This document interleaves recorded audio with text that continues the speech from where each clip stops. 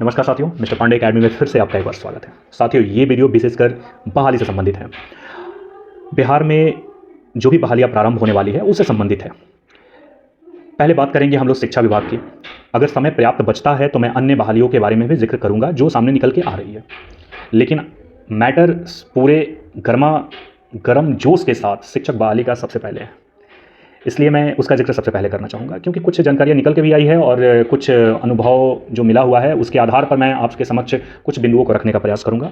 और मैं बिल्कुल आपको आश्वस्त कर देना चाहता हूँ कि मेरा प्रयास जो है 100% मैं नहीं कहूँगा कि यही होने वाला है, क्योंकि जहाँ विभाग विफल हो जाए, जहाँ मंत्री विफल हो जाए, जहाँ विभाग द्वारा लेटर जारी किया हुआ विफल हो जाए, वहाँ मेरी क्या अहमियत। लेकिन फिर भी जो जानकारी है, जो डिस्कशन है, मतलब एक तरीके से समझिए तो इस पर एक विश्लेषण करने का जो मैं प्रयास करूँगा यही आपके समक्ष उपस्थित रहेगा। तो आइए बिना समय को ज़्यादा गंवाएं इस मूल बिंदु पर हम लोग आते हैं। सबसे पहले माननीय मुख्यमंत्री का जो एजेंडा है उसके बारे में थोड़ा सा जानने का प्रयास करते हैं।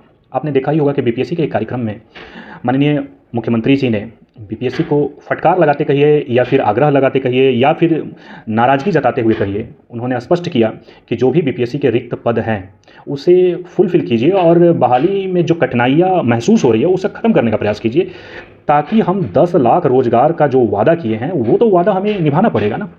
अन्यथा हम लोकसभा हो या फिर विधानसभा की जो चुनाव हो उसमें हम किस मुंह से जनता के सामने जाएंगे, अभ्यर्थियों के सामने जाएंगे। खैर, उनका कहना स्पष्ट है कि बहाली नहीं देंगे तो वोट नहीं मिलेगा। वो भी जानते हैं और हम भी जानते हैं। इसके कुछ मायने भी हैं, साथ ही साथ कुछ डिस्कशन के साथ जानकारी जो मिली हुई है, कुछ एजेंडा जो उन्होंने तैयार किया है, जो एक कहा जाए तो सत्ताधारी पार्टी का जो एक एजेंडा है, उस एजेंडे के ऊपर हम लोग थोड़ा डिस्कस करेंगे कि क्या मायने इसके हैं और क्या ये एजेंडा इस प्रकार से बना हुआ है, रणनीति जो उन्होंने बनाया है बहाली को लेकर किस प्रकार से, एक एक देखने का प्रयास करते हैं। तो प्रारंभ हम लोग बीपीएससी से ही करेंगे, क्योंकि आपने जस्ट सुना ही हैगा आज के पेपर में, कल के पेपर में, विगत कई पेपरों में ऑलरेडी निकल रहा है कि प्रधान शिक्षक और प्रधानाध्यापक की नियुक्ति के संबंध में। तो देखिए, मैं आपको बता देना चाहता हूँ कि बहुत जल्द ये दोनों बहालियाँ आपके समक्ष मिलेंगी और आपको स्पष्ट करना चाहता हूँ कि 7वें चरण में माध्यमिक और उच्च माध्यमिक की बहालियाँ बाद में देखने को मिलेगी। सबसे पहले आपको प्रधानाध्यापक और प्रधान शिक्षक की बहाली देखने को मिलेगा, जहाँ तक जानकारी मिली हुई, क्योंकि इसका रास्ता साफ है। तो बात कर लेते हैं आपको प्रधानाध्यापक के बारे में, जो +2 के विद्यालय के लिए आयोजित किया जा रहा है। उसमें अनुभव की बाध्यता तो ऑलरेडी आपके समक्ष है ही कि अगर +2 के आप अगर कार्यरत शिक्षक हैं तो आपको 4 साल का अनुभव होना चाहिए, और अगर आप 9, 10th के आप कार्यरत शिक्षक हैं तो कम से कम आपको 8 साल का अनुभव होना चाहिए। पहले इसकी बाध्यता अलग थी। साथ ही साथ जो भी एग्ज़ाम का पैटर्न होगा वह बीपीएससी और विभाग दोनों मिलकर निर्धारित करेंगे और उसी आधार पर ही आपका मूल्यांकन होगा, और मूल्यांकन में जो मेरिट लिस्ट बनेगा उसके आधार पर आपकी चयन संपन्न करी जाएगी। ये तो हो गई बहाली के पूर्ण प्रोसेस। प्रधान शिक्षक जो 40,000 के करीब में है, प्रधानाध्यापक की तो 6,000 है, लेकिन प्रधान शिक्षक की 40,000 जो सीट हमारे सामने उपस्थित है, उसमें बहुत ही अफसोस के साथ कहना पड़ रहा है कि निजी विद्यालय के जो शिक्षक हैं, या यूँ कहूँ तो जो भी सीटेट बीटेट पास अभ्यर्थी हैं, उन्हें पहले मौका नहीं दिया गया। स्पष्ट रूप से कह दिया गया कि निजी विद्यालय में कार्यरत शिक्षक इसका लाभ नहीं उठा सकते हैं। और आपको जानकारी ये भी देना चाहूँगा कि प्रारंभिक यानी 1 to 5 में अगर कोई टीचर 8 साल अनुभव के साथ कार्यरत है और उसका छवि बेहतर है तो यह उसके लिए सुंदर अवसर है, जिस समय ये निकली हुई थी। और स्नातक के लिए 2 वर्षों से अधिक का अनुभव का जिक्र किया गया था। मैं आपसे यह कहना चाहता हूं कि आपने स्पष्ट देखा होगा, कम्युनिटी पोस्ट में मैंने डाला था और साथ में कई हमारे यूट्यूबर जो साथी हैं उन्होंने भी आपको बताने का प्रयास किया कि प्रधान शिक्षक के लिए आपको एक ईमेल के माध्यम से अपने सुझाव को प्रस्तुत करना है, देना है।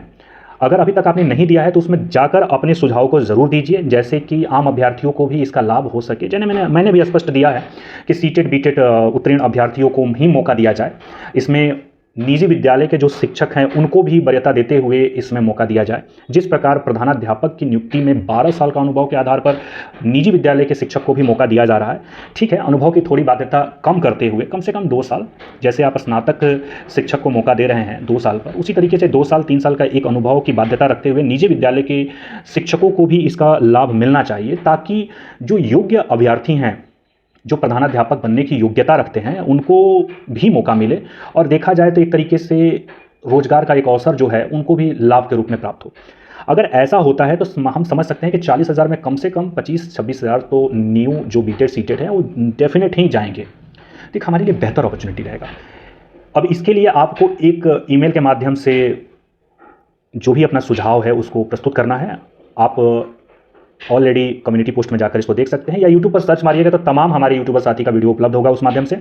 बिल्कुल जाकर आप समय बिना गंवाए इसको तुरंत ईमेल कीजिए, या फिर आपको स्पीड पोस्ट के माध्यम से आप इसको भेज सकते हैं। तो इससे फ़ायदा ये होगा क्या चीज़ ना, कि ये बहाली आपको अगस्त के अंदर अंदर तक देखने को मिल जाएगा, और इसमें आप मौका ले लीजिएगा और आपकी ज्वाइनिंग लास्ट दिसंबर से पहले हो जाएगा। देखिए, ये तो फास्ट ट्रैक है, जो एजेंडा है उसका वो फास्ट ट्रैक है। सबसे फास्ट बहाली इसी का होगा, जो मुझे प्राप्त जानकारी मिली हुई है। सबसे फास्ट बहाली यही दोनों का होगा, क्योंकि इस पर गंभीर है माननीय मुख्यमंत्री। अब बात आती है, क्या नियमावली लिख लेगा?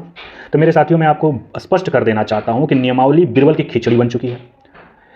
कब तक पकेगा इसका कोई उम्मीद नहीं है। अप्रैल भी हो सकता है, मई भी हो सकता है, जून भी हो सकता है, जुलाई भी हो सकता है, अगस्त भी हो सकता है। लेकिन एक जानकार व्यक्ति के जानकारी के अनुसार कम से कम 3 से 4 महीने ये लोग खींचने का प्रयास कर रहे हैं। अब इसमें कितनी सच्चाई है यह तो समय बीतने के बाद ही पता चलेगा, लेकिन उनका जो कहना है कि दुर्गा पूजा के लमसम, और मैं ये 1-2 साथियों से तो मैं अफवाह के रूप में सुना, लेकिन जब थोड़े कार्यरत अगर कोई हैं विभाग में, या उनके द्वारा अगर हो कि देखिए आजकल करते आप दुर्गा पूजा तक चले जाइए, ठीक ना, क्योंकि 2023 कहा गया है तो 23 अंत 31 दिसंबर 2023 तक होता है। तो सितंबर तक आप उम्मीद रखिए, अक्टूबर इसी के आसपास, नवंबर के आसपास, ऐसे उनका जिक्र था। तो मैं इसकी पुष्टि नहीं करता हूँ, लेकिन अगर ये बात सच निकलती है तो हमारे लिए बहुत ही पैनिक मूड है। कहीं ना कहीं हमारे जो दबाव बनाने का जो कार्य है उसमें हमारी विफलता है, जो सरकार के ऊपर हम अपनी छवि को नहीं छोड़ पा रहे हैं। पूरे कार्य सत्र में हमने कुछ नहीं किया सिवाय एक आंदोलन के, एक कैंडल मार्च के। तो ये कहीं ना कहीं हमारी एकता में विखंडन दिखाने का प्रयास हो रहा है, कहीं ना कहीं एकता में टूट दिख रहा है। इसी का ये नतीजा है। अगर उनका ये कहना सत्य है तब तो साथियों हाथ पैर मारते रह जाइएगा, कुछ होने वाला नहीं है। लेकिन एकता में बल होता है, होने के लिए तो कुछ भी हो सकता है, किसी भी कैबिनेट में उसे पास किया जा सकता है, लेकिन ना होने के लिए कुछ भी नहीं हो सकता है।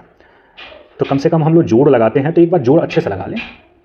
अब उसके लिए एक एजेंडा तैयार कीजिए, और बिल्कुल हार तो मानना नहीं है, हार मानने से कुछ होने वाला नहीं है। क्योंकि आपने देखा ही होगा कि हमारे जो भी सत्ताधारी और विपक्ष जो भी हैं वो ऑलरेडी कह रहे हैं कि अभ्यर्थियों के साथ अन्याय हो, उन बच्चों के साथ अन्याय हो जो बिना गुरु के शिक्षा ग्रहण कर रहे हैं। तो कहीं ना कहीं ये मुश्किल दौर गुजर रहा है, उस बच्चे के लिए भी और शिक्षकों के लिए भी। और मैं एक बात जिक्र में आपको बता दूं, जो बात आ रही है सामने निकल कर, कि माध्यमिक और उच्च माध्यमिक का नियमावली के उपरांत जो बहाली की प्रक्रिया प्रारंभ की जाएगी, इसको पूर्ण करने का जो एजेंडा सरकार ने यानी माननीय मुख्यमंत्री के तरफ से जो एक बनाया गया है, देखिए 100% पुष्टि तो मैं नहीं कर रहा हूँ, लेकिन जो जानकारी हमको मिली हुई है वह यह है कि अप्रैल 1 में इनकी ज्वाइनिंग कराई जाएगी 2024 में। अगर ऐसा मैटर सामने निकल के अगर सत्य में अगर आ रहा है, तब तो प्रारंभिक जो भी हमारे साथी हैं उनके लिए बहुत ही बैड न्यूज़ है, बहुत ही बैड न्यूज़ है। क्यों बैड न्यूज़ है? आप समझ सकते हैं कि छठे चरण में किस प्रकार डेट पर डेट ऐसा डेट बढ़ते जा रहा है कि अभी तक छठा चरण समाप्त नहीं हुआ। ऐसे ही काउंसलिंग के डेट बढ़ते जाएंगे। हो सकता है कि अप्रैल के बाद मई, जून, जुलाई, और जो उनका एक एजेंडा है, जो स्पष्ट एजेंडा है, इसमें समझिए कि 70% से ऊपर ये सत्यता है। 30% मैं इसलिए बोल रहा हूँ क्योंकि होने के लिए कुछ भी हो सकता है, तो इसलिए मैं पूरा नहीं कहूँगा कि ये सत्य है, लेकिन सत्य है। आग लगी है तो धुआं निकला है मेरे दोस्त, ये सत्य है। लेकिन कितना है इसकी पुष्टि मेरे पास स्पष्ट रूप से नहीं है, लेकिन आपके अंदर का जो खून जमा हुआ है ना, उसको उबालने के लिए सत्यता काफ़ी है। आपकी बहाली अगस्त 2024 तक ले जाने की प्लानिंग है, और नियुक्ति पत्र 25 चुनाव के बाद ही देने की प्लानिंग है। शायद मेरी बातों से आप नाराज़ हों, या फिर ऐसा लगता हो कि यूट्यूब पर आकर और फालतू डिस्कशन दे देते हैं, हाँ फालतू का वीडियो बना देते हैं, हाँ जानते होते कुछ नहीं है, जो मन में आया सो बक देते हैं। तो मेरे साथियों, ऐसी भ्रम दिल में मत पालिएगा। विगत जितने भी वीडियो हमारे पिछले हैं उसमें उठा के देख लीजिए। मैं आपको भ्रम फैलाने के लिए नहीं बैठा हूँ, जो बात स्पष्ट होती है वो मैं आपके समक्ष रखता हूँ। अब इसमें कितनी सच्चाई है समक्ष उपस्थित हो ही जाता है। जो जानकारी मुझे मिलती है मैं आपके समक्ष रखने का प्रयास करता हूँ। हाँ, लेकिन 100% नहीं कहता हूँ, क्या कि 100% ना करने का सबसे बड़ा रीज़न तो आप समझ ही सकते हैं। हमारी नियुक्ति तो अभी तक हो गई होती, जैसा विभाग ने लेटर निकाला कि हाँ ये आपको देख, उतनी तेज़ी के साथ पूरा गणना हम लोग करवाना चालू कर दिए। क्या है तो बेगूसराय से इतना सीट आ रहा है, समस्तीपुर से इतना आ रहा है, बांका से इतना आ रहा है, गया से इतना आया, भागलपुर से इतना आया, हाँ गोपालगंज से इतना आया, सिवान से इतना, अरे भाई पूछो मत, चंपारण से इतना आया। 3800 ज़िलों के जितने, किशनगंज का ले लीजिए, कटिहार का ले लीजिए, ये सारे जो हैं हमारे, रक्सौल हो गए, सबका इतना सीट भर भर भर के हमको देखने को मिल रहा था। और हुआ क्या, अभी तक हम लोग बैठे हुए हैं। तो होने के लिए कुछ भी हो सकता है, लेकिन इतना मैं ज़रूर कहूँगा, जागा सो पाया, सोया सो खोया। जय हिंद।